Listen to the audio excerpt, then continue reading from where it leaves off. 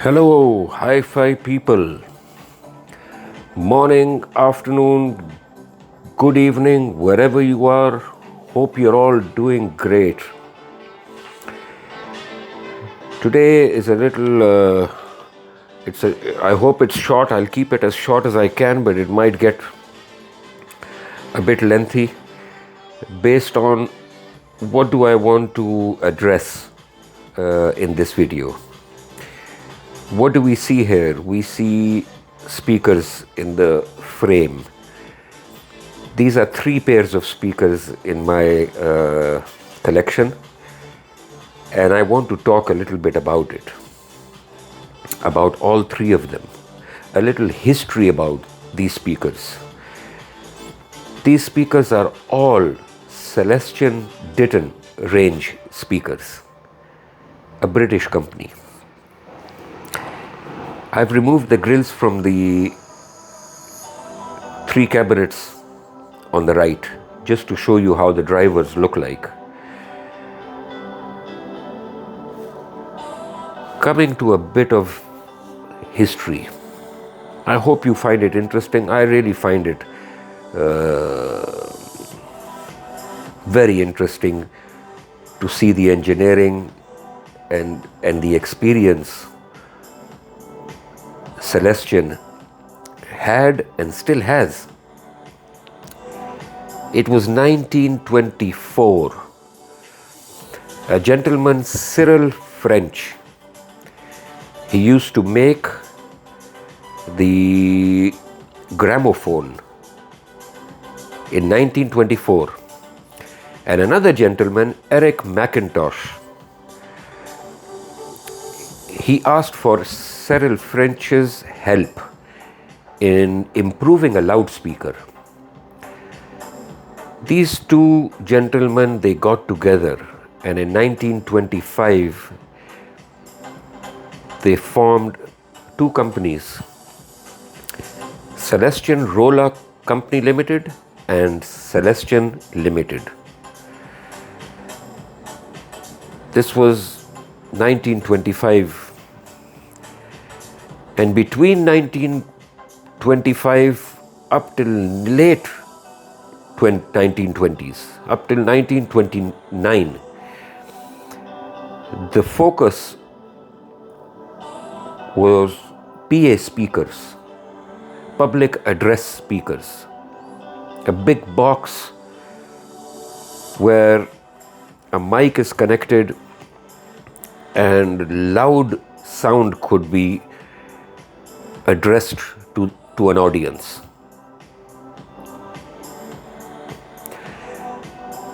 They created a sort of motto for themselves, the very soul of music. This was the Celestion motto between 1925 to 1929. Until the middle of 1930s, sales for this PA speaker picked up,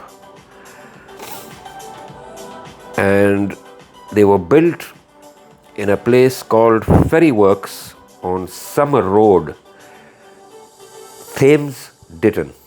This was the address, and later on they also moved to another factory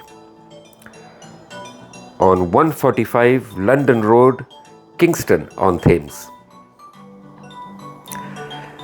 Due to the pickup in sales, this is all through the early 30s to mid 30s. These PA speakers were selling like hot cakes back in the day, way back. We're talking early 30s to mid 30s. And they had to sort of set up another assembly plant, which they did on 145 London Road, Kingston on Thames. This was a 90 miles drive between the 2 factories. They were low on staff, and in a vehicle, parts used to move between Kingston and Ditton factory. Imagine, they used to move parts between these two factories to assemble them and meet the supply demand requirements. Unfortunately, 1935 was when there was a worldwide recession which obviously hit Celestion. And that boom that they enjoyed from 1924 when they started till 1935, a good decade of increased sales and popularity and demand, it came to a complete abrupt end. Like many other industries, they were left with making something which they called at that time, from 1935 to 1940, they were just making a speaker which was at that time known as the W-type speaker. Again, it was a PA speaker, but they limited their manufacturing based on the only requirement was W-type speaker. Something to do with the war, something to do with the recession, something to do with a government research estate. I could be wrong, GRE. There was something called GRE. But that was the only link between the survival of Celestion between 1935 and 1940. What did they do then? The Ferris Works, Thames Ditton and Kingston factories, they were sort of underutilized. And in 1948, they sort of ceased production altogether. It was not a good time for them. So they put the both together. They consolidated the two entities and they called it Rolla Celestion Limited. And that's where in 1948, they started to brand speakers and they gave it the name Celestion.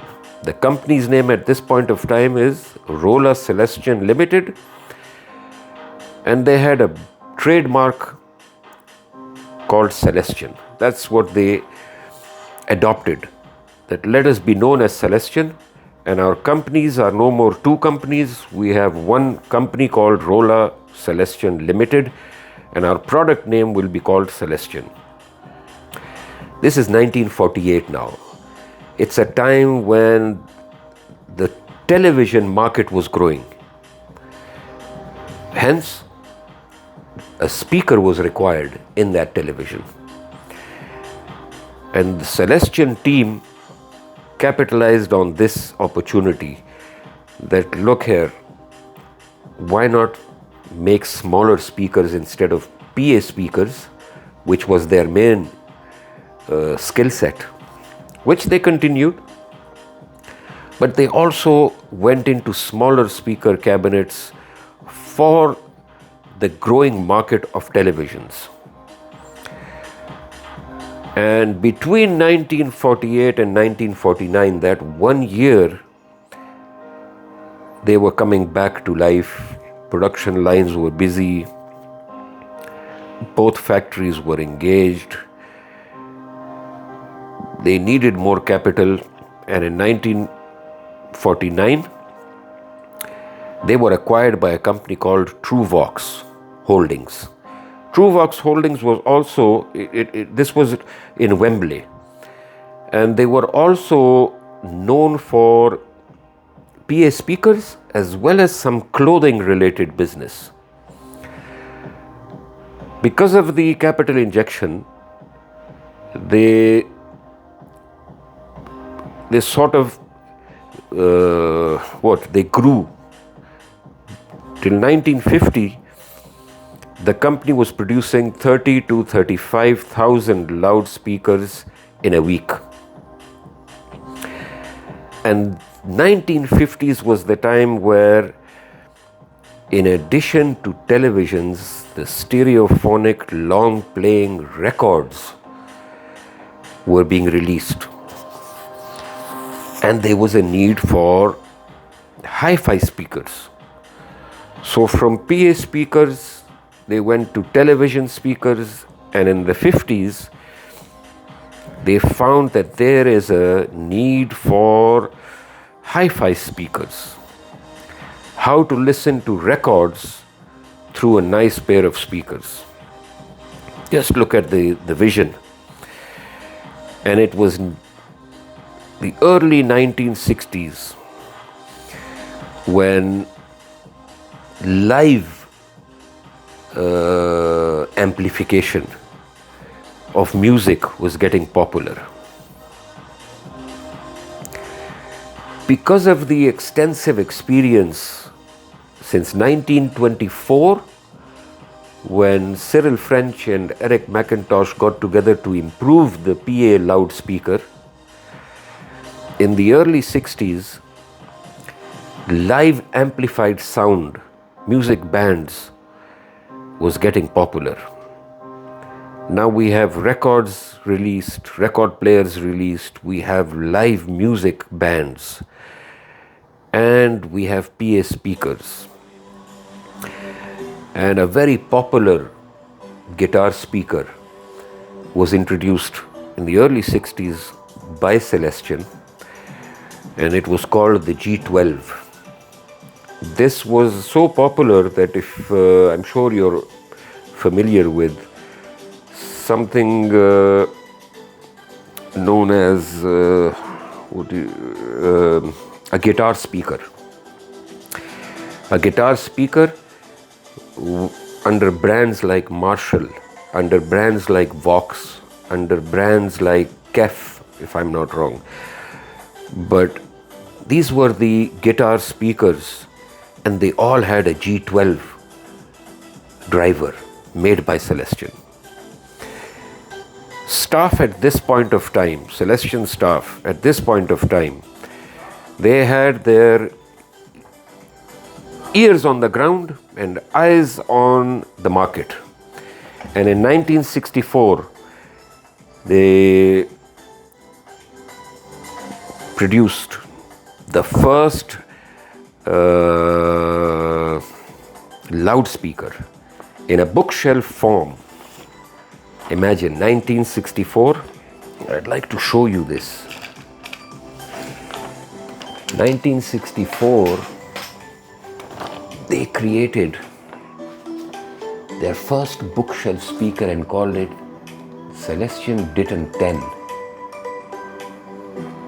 This is a 60-year-old speaker. And I've got some interesting ads which I've downloaded and printed. This is that 1927 PA speaker which was introduced by Cyril French and Eric McIntosh when they got together. And the ad also says after 3 years or something, we came out with the new C12 for £7 and 5 shillings. Interesting. £7 and 10 shillings if you want it in mahogany. Another photo I've downloaded, which is the Thames Ditton factory. And this is the Kingston Thames factory. And this is that G12 PA speaker. Marshall took, Vox took, Kef took. A line of Ditton speakers. The very right you can see a Ditton 10, and it goes up county, Ditton 15, 44, Ditton 25, Ditton 66. This is where the Ditton series started, 1964. Very interesting to see how the Ditton line of speakers came into being. It was highly regarded for bass response, coming from not a large enclosure at all. 70s kicks in, and Roller Celestion Limited is merged with a holding company, and the name changes to Celestion Industries. To meet the Ditton line factory, another factory was opened on Hadley Road, Trading Estate, Ipswich.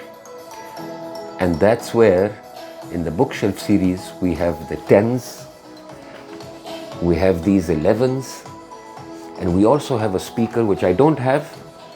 I hope to get one day. It's called the Celestion Hadley, which they took from their factory location, which was on Hadley Road. Very interesting history. 1974, Ipswich factory and Thames Ditton factory are now 400 to 500 employees. It's a big setup now.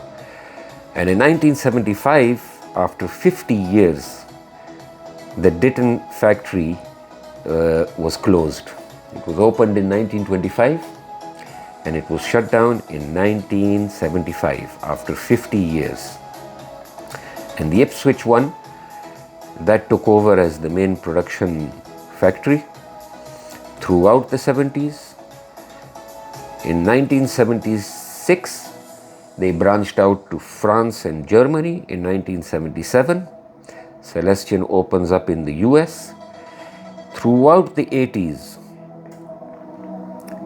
they carried on with the Ditton line. They carried on throughout the 80s. This Ditton series is that popular that it started in 1964 and throughout the 80s they were made. In the 90s, Celestion Industries was sold to another holding company called Kinergetics. And this is that group company which is basically responsible for Celestion and KEF even today. Very interesting that now Celestion and KEF, they fall under one holding company. But what is nice to understand is that the Celestion, what do I call it, skill set, the reputation that they gained since 1924. Today we're in 2024. This is 100 years of rich experience in how to build a speaker. And all the credit goes to the tradition, the foundation laid by Cyril French and Eric McIntosh 100 years ago.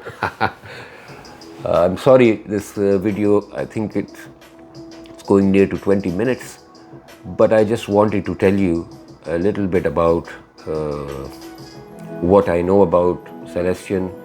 If I'm wrong anywhere in what I've understood and studied on the brand, feel free to let me know. But it's nice to look at these old photos of the Thames Ditton factory, the Kingston on Thames factory, the very soul of music. Look at this new Celestion. Now come and hear it. This is 1927. Amazing. Celestion Radio Company. Amazing. 70s, 60s and 70s. This is Ditton line. Thank you, gentlemen. This is the Ditton 10 without the covers, 11 without the covers. And this tweeter is the HF 1300 manufactured in 1964, very popular even in 2024.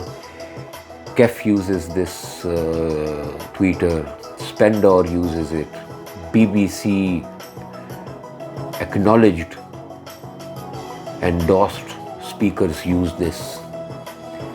Celestion is the founder, other big brands are using it.